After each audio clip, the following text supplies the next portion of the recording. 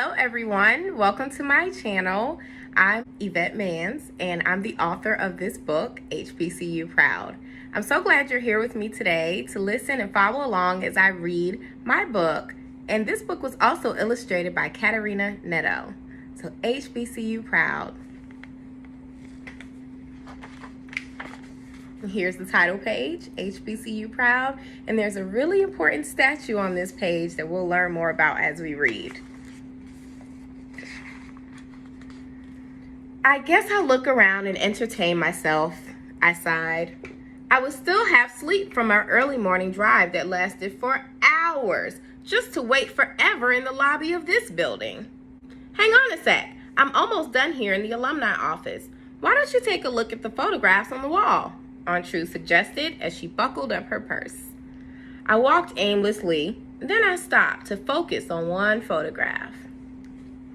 I gazed at the image of an older man with a long handlebar mustache and a patch of hair covering his chin.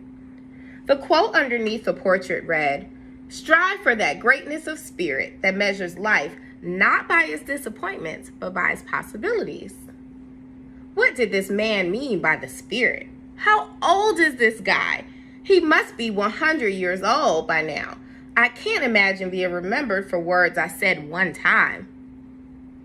Are you ready to explore the HBCU campus, Q? Aunt True asked.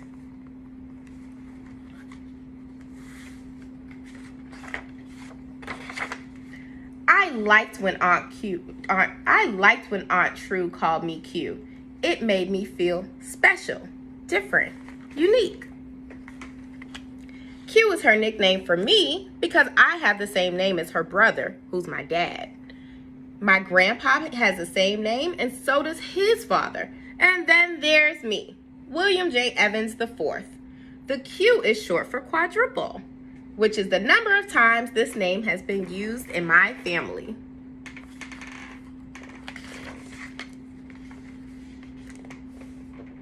What is an HBCU, I asked. I usually enjoy traveling with Aunt True on school breaks, but why bring me to another school when I was on vacation from my own school? Aunt True answered, HBCU means historically black college or university. A long time ago, black people didn't have options to get an education, so HBCUs were started so we could have a place to call home. Of course, there are tons to choose from, but I only choose the best for my family, and that's Legacy University. Maybe one day you'll be a student here and keep the HBCU tradition going.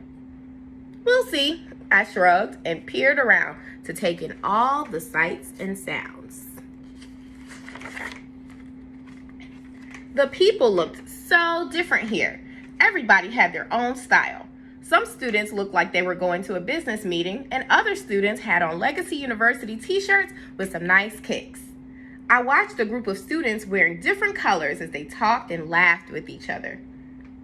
The students also had all kinds of hairstyles, braids, locks, long hair, short hair, bald head, low face, twisty hairstyles, and tall afros.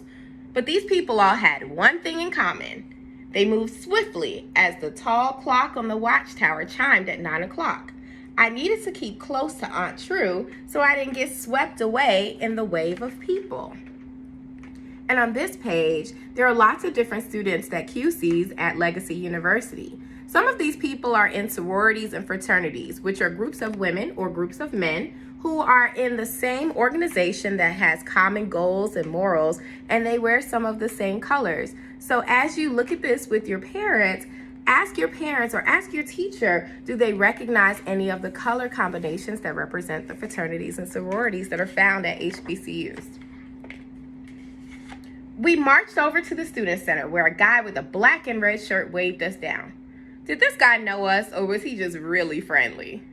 Aunt True read my thoughts and explained, that's my old classmate, DeMarcus. He works here at the university and he will show us around before his lunch break.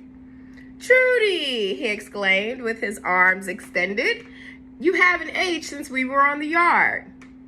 Well, Marcus, it's great to see you again too, she cheerfully responded as she flipped her braids over her shoulder to embrace and hug her longtime friend. I go by True now, No need to call me by my full name. And speaking of names, this is my nephew Q. What's going on, young brother? DeMarcus said as he shook my hand. You can call me Marcus too. Aunt True looked at me with a straight face as I replied, Nice to meet you, Mr. Marcus. That's a sharp young man, True. Marcus chuckled. He's got a firm handshake and good manners. Marcus continued, Let's start our tour before the lunchtime rush. I nodded my head in agreement. I liked Marcus. He was funny, nice, and smart. He had to be smart if he noticed how sharp I am. Plus, he graduated from Legacy University, and he used to play in the marching band. He told me he played the horns. He told me he plays the horns just like I do. The three of us toured the campus, starting inside the School of Business. Marcus told us the students were studying how to be entrepreneurs, people who start their own businesses. It felt like we walked 100 miles. Everywhere we went, people were hard at work and focused on their lessons. We weaved in and out of the College of Education, the Research Center, the Media Department, the Social Work Building, the Arts Department, and the Financial Aid Office. It was all a blur. You know that building we just stepped out of? That's where you go to pay for your classes and claim your scholarships. Scholarships? I didn't know what that word meant. I must have looked confused because Aunt True added, it means free money for college that you can earn right now by getting good grades, writing essays, your sports skills, or by volunteering, Q. Don't forget about the band scholarships, Marcus interjected, marching in place and playing an invisible trumpet. That's how I made my way through Legacy University. Just as Marcus reminded us of his musical talent, the beat of not too far away drums echoed in the air. Can we see the band practice? I asked hopefully. Marcus replied, Sure, it's on the way to the cafeteria, our final stop on our HBCU tour today.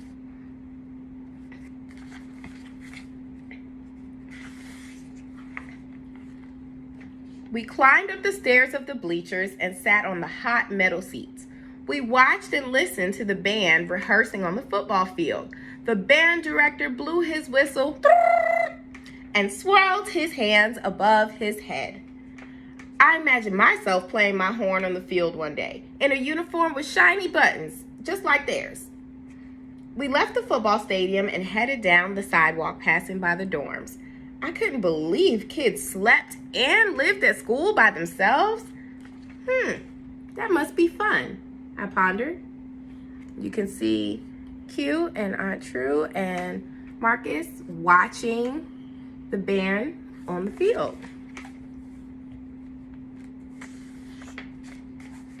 After a long, hot trek, we arrived at the student center and into the cafeteria. Are you hungry, young brother? Marcus asked me. I'm so hungry I could eat a horse. He didn't really want to eat a horse, did he? Marcus replied, I'm so sorry to inform you, but they don't serve horse in the calf.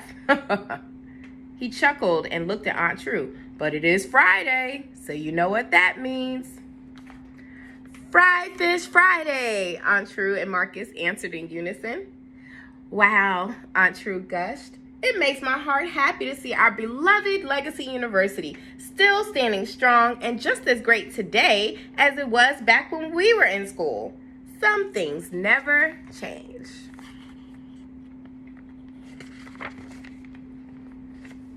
Actually, True, Marcus replied. Some things do change. Take a look at the neighborhood around campus. Aunt True asked, what happened to the old apartment buildings down the street? Luxury townhouses. What about the corner store where we would grab snacks? An organic supermarket. The park where we used to shoot hoops? A fenced-in dog park. How about the wing spot where you could get a quick bite to eat? A fancy coffee shop. Look, Marcus, change is a good thing. The students at Legacy University need better living options around them, Aunt True insisted. I agree, True, Marcus responded, but no one's ever bothered our campus until now. It makes me wonder why there is so much interest in our neighborhood all of a sudden. Every day, I see more and more construction projects around our HBCU campus. This side of town has never been touched. Now, it's changing so much. So look at what the neighborhood used to look like before and what the neighborhood looks like now. And if you take a look at the news or you listen to things that are happening, this is something that's actually happening around a lot of our HBCU campuses. It was such a beautiful day. We grabbed our lunches and had a picnic under the shade of a tall oak tree. Students called this place the quad, others called it the yard. But for me, it was the perfect spot for me to enjoy my catfish sandwich, french fries, salad, lemonade, and peach cobbler. Yum. Why do you care about the construction so much, Marcus? I asked in between bites, getting back to the last conversation. I looked at Aunt True. She usually hates when I talk with my mouth full of food, but this time she just smiled at me as I covered my mouth with my hand. I continued, "What's the big deal about construction in the neighborhood?" "Well, Q," he looked around. "You see this land we're sitting on? This is hallowed ground, meaning that it's special. It holds our HBCU's history and tradition. The students and graduates are HBCU proud, and our experience is more than just students going to classes, step shows, homecoming, parties, or football games, even though those things are fun to do too."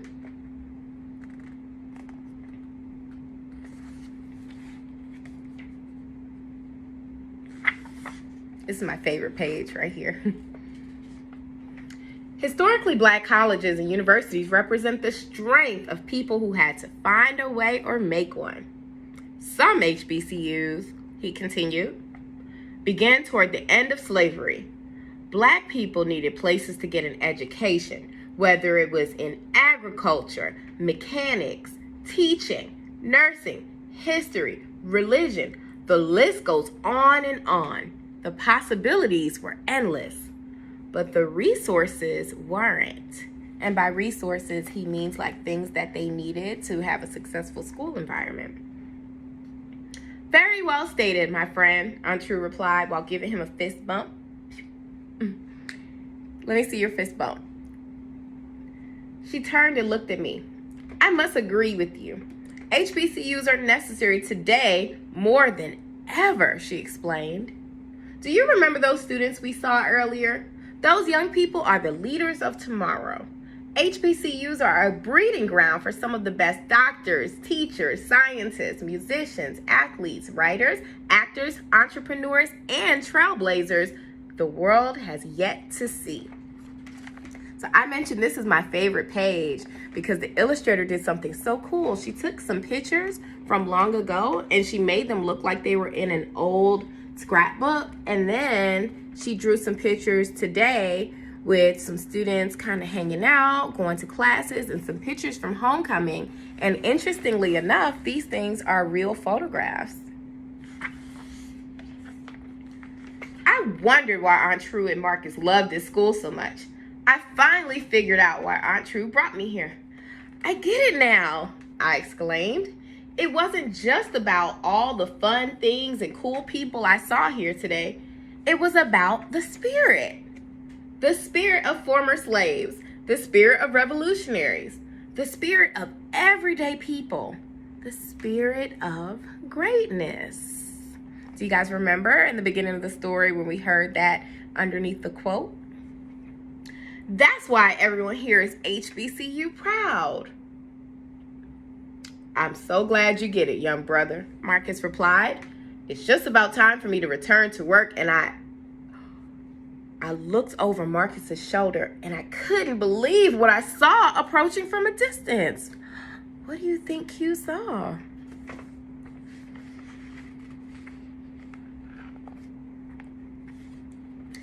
Beep, beep, beep.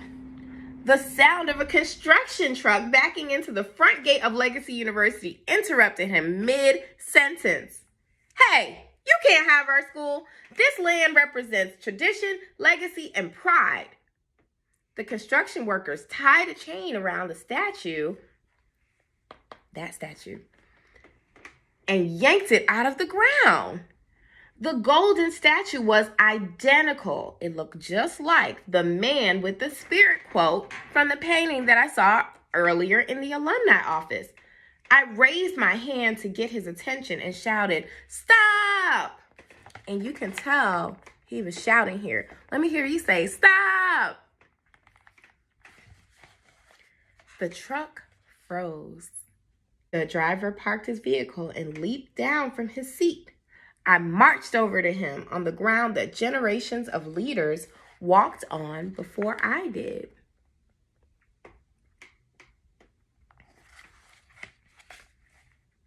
Let's see what happens. Hey, kid, chill out, he bargained as he chewed his gum with his mouth wide open. No one's messing with your school. You see that statue over there?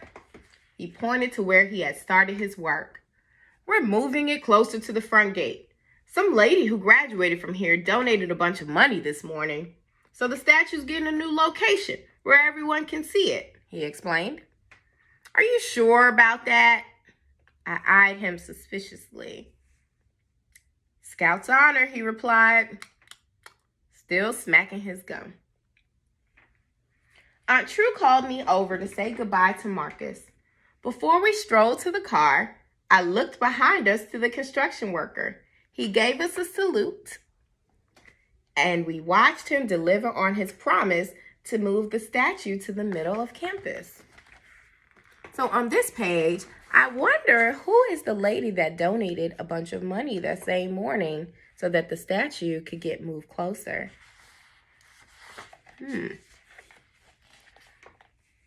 On our drive home in the car, the sky turned orange and the trees on the side of the road became a blur. Aunt True broke the silence and whispered, I'm proud of you, Q. Me? Why? I asked curiously. Is it because you think I love Legacy University like you do? No, it's because you stood up for what you believed in, you were bold, and you fought for what was important to you, Aunt True replied. Thanks, Aunt True. I smiled. Sorry to break it to you, but I don't know if I'll go to Legacy University when I get old enough. It's too early for me to decide. One thing is for sure, though. I am definitely attending an HBCU. Aunt True winked at me through the rearview mirror.